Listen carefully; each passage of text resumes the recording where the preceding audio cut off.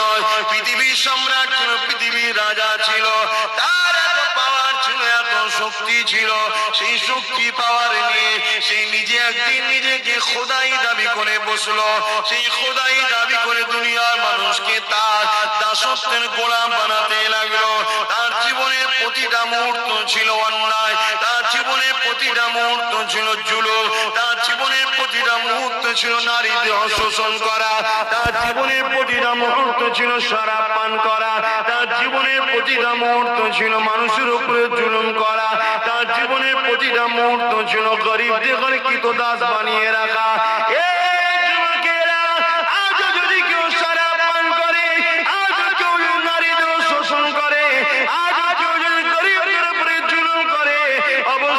মুসা নবীর সাথে থাকতে পারে না, সে ফিরআউনের সাথে থাকবে। ইতিহাসের পাতা সাক্ষী দিয়ে দেয়, এই ফিরআউনরা বলে ফিরআউনের ঘরে একজন মেয়ে কাজ করত, যিনার নাম হল হযরতে মাসাত্তা। গরিব মেয়ে ছিল, যার তিনটে আল্লাহ সন্তান দিয়েছিল। স্বামী হারাই তিনটে সন্তানকে নিয়ে ফিরআউনের ঘরে লালন পালন করে কাজ কাম করে জীবন যাপন করত। কিন্তু মাসাত্তা অন্য মানুষের মতো ফিরআউনকে কিন্তু খোদা বলে মানে না। ওই মাসাত্তা অন্তরে অন্তরে এক আল্লাহকে মেনে নিয়েছিল। ইতিহাসগুলো আমাদের জন্য কিন্তু শিক্ষা দিয়ে যাচ্ছে, তাই তো নাকি? ইতিহাস আমাদের ঘরে কি শিক্ষা দেয়? আমাদের ঘরে আমাদের ভবিষ্যৎ গড়ার শিক্ষা দেয়, আমাদেরকে জানায় ইতিহাস।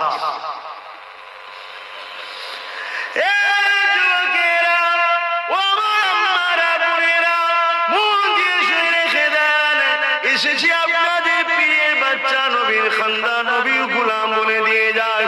আজ আছি কাল আমিও থাকবো না গো, বিশ্বাসের কোনো বিষয় নাই গো। আজ আপনারা আছেন, কাল আপনারা চলে যাবে। সবাই কাফন পরিয়ে দিয়ে মিনহা খালাকনাকুম ওয়া ফিহা নুঈদুকুম ওয়া মিনহা নুখরিজুকুম তারাতান উখরা বলে মাটি দিয়ে চলে আসবে।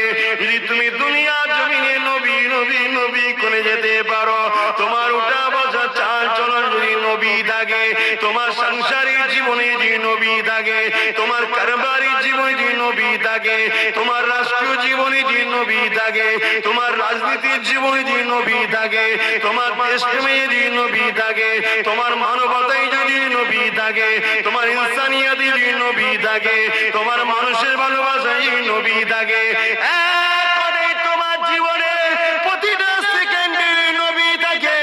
জেনে রেখে যে কবরের জমিনে তুমি একা থাকবে না। যখন তোমাকে শুইয়ে দিয়ে আসা হবে, তোমার বাপ চলে যাবে, তোমার আম্মা চলে যাবে, তোমার স্ত্রী চলে যাবে, তোমার স্বামী চলে যাবে, তোমার ছেলে মেয়ে চলে যাবে, তোমার পাড়া প্রতিবেশী চলে যাবে, তোমার দুনিয়ার দরদি রাজনীতির লিডাররাও চলে যাবে। আর এই যে পেশায় বেসেছি, আমরাও কেউ তোমার সাথে কবরে যাব না। কিন্তু কবরের জমিনে মদিনাওয়ালা আসবে। তুমি যদি দুনিয়ায় মদিনাওয়ালার ডাঙ্কা বাজাও, কবরের জমিনে মদিনাওয়ালা বলবে ফেরেশতা আমি মুহাম্মদ সাক্ষী দিয়ে দিলাম, এ মদিনা এ দুনিয়ার জমিনে আমি মুহাম্মদ আমারই ছিল। আরো জোরে বলুন সুবহান।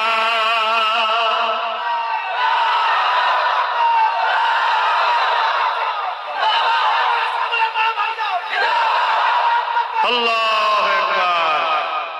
15 থেকে 50 35টা বছরের জিন্দেগির জন্য জাহান্নাম কিনে নেবেন না আমার সোনার ভাইরা।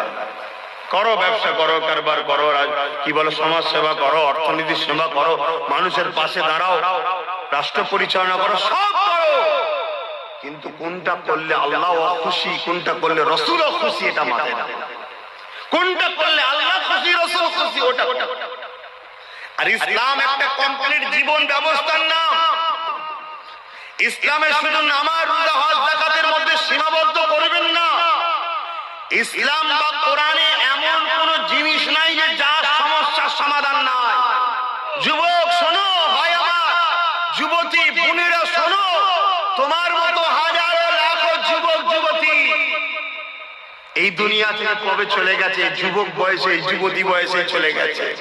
তোমার মতো হাজার হাজার যুবক মদকে রাস্তার ধারে টলে টলে পড়ে আছে, তোমার বয়সে হাজার হাজার বোন বিধবা হয়েছে, ফুটপাতে পড়ে আছে বা নিজের শরীরকে বিক্রি করে পেট চালাতে হচ্ছে, তা থেকে আল্লাহ ভালো রেখেছে না রাখেনি? শুকরিয়া আদায় করো, আল্লাহর নেমত হারামি হয়েও না। শুকরিয়া আদায় করো যে আল্লাহ আলহামদুলিল্লাহ অনেক ভালো আছি। তো সেই আল্লাহকে ভুলে যেও না। তিনি কি চায় তোমার থেকে? বান্দা আমায় একটু সেজদা দে, রুকু দে, আর আমার হাবিবের কথা অনুযায়ী চল, অন্য কারো কথা শুনিস না। সব ধোঁকা। আমার হাবিব তোদের আপন। জোরে বলো সুবহানাল্লাহ। এটা আমি বলিনি, আল্লাহ বলছে। এ কথা বলা যাবে না? এ কথাও বলা যাবে না। তবে আগামী দিন ধর্মীয় আলোচনাও সমস্যা হবে, সেই সিচুয়েশন তৈরি হচ্ছে। বাবেরা, নওজওয়ানেরা, যুবকেরা, মন দিয়ে শোনো, পরিবর্তন আবার চেষ্টা করো। কেননা এই দুনিয়াতে আমার আপনার জন্য পরীক্ষার জায়গা। আখিরাতের জমিনটা বড় কঠিন হবে।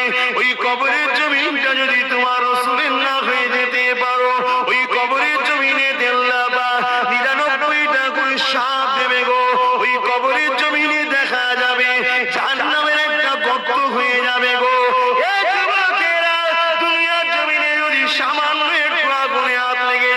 সঙ্গে সঙ্গে যদি হাতটা টেনে এলাও, তার জ্বলনটা মাসকে মাস থাকতে থাকে, তার কষ্টটা বলার মতন এত কষ্ট হতে থাকে। দুনিয়াতে আগুন দেখছো, ওই আগুনটা জাহান্নামের আগুনের কাছে তো বড় পেন নাই গো। জাহান্নামের আগুনকে 70,000 বার ধোয়ার পরে তারপরে আগুনটা তৈরি হয়েছে গো। এ যুবকেরা, গল্প বলতে আসেনি গো। এরকম একটা একটা করে কত যুবক চলে গেছে, একটা একটা করে কত যুবতী চলে গেছে গো। তোমার যৌবনটাকে আল্লাহর বিরুদ্ধে লাগাও না গো। তোমার এই ক্ষমতাটাকে রাসূলের বিরুদ্ধে লাগাও না গো।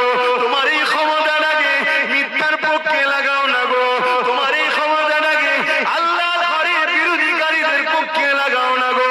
এ যুবকেরা, রূপ যৌবন আল্লাহ দিয়েছে, বুড়িরা রূপ যৌবন আল্লাহ দিয়েছে, এটা আল্লাহর রাস্তায় লাগাও, আল্লাহর রাস্তায় খরচ করো। কেননা এই যৌবন বেশি দিন নয়, আবার তুমি বার্ধক্য হয়ে যাবে। এই বয়সে যে বেশি বেশি করে ইবাদত করো, আল্লাহকে সিজদা দাও, রোজা রেখে রেখে জিন্দেগি কাটা, কোরআন তেলাওয়াত করে করে যদি কাটা, রাসূলের মাহফিলে গিয়ে গিয়ে যদি কাটা, হালাল ইনকাম করে করে যদি কাটা। কারণ হালাল ইনকাম করাটা ইবাদত। গরিব এতিমদেরকে দান খায়রাত করে করে যদি কাটা। কোন মানুষ বিপদে পড়েছে, তাকে অর্থ যদি দিতে নাও পারো গো, শরীর দিয়ে মেহনত করে তাকে সহযোগিতা করতে পারো গো। এ যুবকেরা, মনে রেখে দিও, কাল কিয়ামতের ময়দানে এত কঠিন জায়গা হবে। কি মনে করছো দুনিয়ায় সব জায়গায় দাদাগিরি দিয়ে পার হয়ে যাবে? লাঠির জোর আছে, প্রশাসনের জোর আছে, নেতার জোর আছে, সব জোর দেখিয়ে দুনিয়ায় চলে যাচ্ছ। মনে রেখে দিও, আখিরাতে দেখাবে মনে করে রেখেছো না বন্ধু না। আল্লাহ কিয়ামতের দিন বলবে জাহান্নামকে, এ ফেরেশতা যা, আমার জাহান্নামকে নিয়ে যা, শিরবা পাশে বা 70,000 জিনজিল দিয়ে আল্লাহ জাহান্নামকে বাঁধাবে।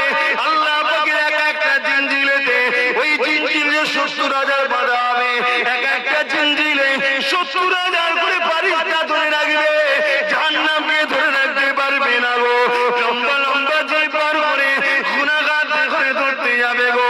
ওই জমিনে আদম নবীও নফসি নফসি বলবে, মুসা নবীও নফসি নফসি বলবে, ঈসা নবীও নফসি নফসি বলবে। এ যুবকেরা, তাহলে তোমার আমার কি দশা হবে সেদিন? আল্লাহ দোস্তরা, আল্লাহ নবীরা, তারা যদি নফসি নফসি করে, তোমার আমার দশা কি হবে? দাদাগিরি বেরিয়ে যাবে, মস্তানি বেরিয়ে যাবে, রক্তের গরম কেটে যাবে।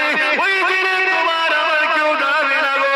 হ্যাঁ, দুনিয়ায় যদি তুমি নবী নবী করো, তোমার চরণে নবী, তোমার কথাতে নবী, তোমার লিবাসে নবী, তোমার ব্যবসায়ী নবী, সব জায়গায় যদি তুমি নবীকে রাখতে পারো, চিন্তার কোনো কারণ নেই। ওই কিয়ামতের দিনে নবী মুহাম্মদ তোমাকে জান্নাতে নিয়ে যাবে। একটু ত্যাগ স্বীকার করো আমার সোনার ভাইয়েরা, আমার যুবক ভাইয়েরা, আমার বোনেরা, একটু ত্যাগ স্বীকার করো। কেন তোমরাই কিন্তু সবকিছুর মূল। এখন আগামী দিন তোমার পশ্চিম বাংলা এবং ভারতে কোরআন মসজিদ মাদ্রাসা নিয়ে জলসা মাহফিল নিয়ে আল্লাহ নিয়ে রসুল নিয়ে মাথা তুলে বাঁচতে পারবে কি পারবে না, সেই পরিবেশটা তৈরি করা মুসলমানদের ঘরের যুবক তোমাদেরই দায়িত্ব।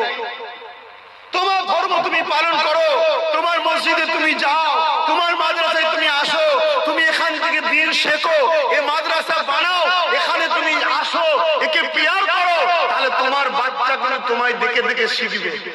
সর্বপ্রথম শিক্ষা কিন্তু দেখে শিক্ষা, তাই তো নাকি গো? আর তুমি যদি দুনিয়ায় রাসূল ছেড়ে দাও তাহলে কিয়ামতের দিন রাসূল পাবে মনে হয়? কি গো বলছেন না কেন? রাসূল পাবেন। আমার আলোচনায় অসুবিধা হচ্ছে যুবকদের, আল্লাহর রাস্তায় বোঝো। আর তোমরা যুবক যত মাহফিলে ভিড় করবে তত ইবলিসের মাথায় বাজ পড়বে। 1 লক্ষ বুড়ো মাহফিলে ভিড় করলে ইবলিসের অত টেনশন নেই। বাপেরা খারাপ নেবেন না, হাকিকতটা বুঝাচ্ছি, কারণ আপনারা একজন যুবক ছিলেন। 1 লক্ষ যুবক মুরব্বী বাপ মা যদি মাহফিলে ভিড় করে ইবলিসের অত টেনশন নেই। কিন্তু 10,000 যদি বোন আর ভাই যদি মাহফিলের দিকে খেয়াল করে ইবলিসের মাথায় বাজ পড়ে যাবে। পুরি সর্বনাশ, পুরি সর্বনাশ। কেন? ও জানে মুরব্বী বাপটা আর হয়তো 2-5 বছর, কথা বুঝছেন না? তারপরেই কিন্তু ওর পত্রিকার লিবার কেউ নেই, ওখানে ইসলাম শেষ। কিন্তু যুবকটা যখন এখন আসছে এই বয়সে ওর ছেলেটা ওর সাথে আসবে, তার মানে এখন 100 বছর 150 বছর চলবে, কথা বুঝছেন না? বলছেন না? এই জন্য তোমাদেরকে আল্লাহর রাস্তায় বলছি, তোমাদেরকে হাজারো চক্রান্তে জড়িয়ে রাখা হবে, শুধুমাত্র উদ্দেশ্য আল্লাহ থেকে সরাও, রাসূলের থেকে সরাও। আরে আব্বাস সিদ্দিকী কে? আব্বাস সিদ্দিকী পৃথিবীর বুকে একটা ছোটখাটো নগণ্য নবী, দ্বীনের খাদেম, অন্য কিছু নয়, সামান্য খাদেম। আমার থেকে তোমাকে কেউ সরাতে চায় না, তোমাকে সরাতে চাইছে রাসূল থেকে, আল্লাহ থেকে। হ্যাঁ, গর্বের সাথে বলছি, আব্বাস সিদ্দিকীর জীবনের একটাই লক্ষ্য, দুনিয়ায় তুমি রাসূলের থাকো, আখিরাতেও তুমি রাসূলের থাকো। তাই আমার থেকে তোমাকে সরাতে পারলে রাসূল থেকে তোমাকে দূরে রাখা যাবে। এই কারণে, কারণ তুমি আমার কাছে এলেই নবী ধরাবো, তাই তোমাকে ডিস্টার্ব করা হবে। আমার জীবনে একটাই কথা, তুমি আসো, সভ্যতার সঙ্গে আসো, ভদ্রতার সঙ্গে আসো, নম্রতার সঙ্গে আসো, ইনসানিয়াত করো, ইনসাফ করো, ন্যায় প্রতিষ্ঠিত করো, মানুষকে প্রিয়ার করো, ভালোবাসো, নামাজ আদায় করো, রোজা আদায় করো, হজ আদায় করো, যাকাত দাও, মানুষের খেদমত করো, মা বাপকে প্রিয়ার করো, নিজের পরিবার স্ত্রীকে নিয়ে হাসি খুশিতে থাকো, পর নারীর দিকে নজরে তাকাওনি, তোমার পরিবারকে সময় দাও, তোমার বাচ্চাকে সময় দাও। আর মা বোনেরা, স্বামী ছাড়া অন্য কেউ নয়, তোমার স্বামী আপন স্বামীর দিকে তাকিয়ে থাকো। এই তো কথা বলি নাকি?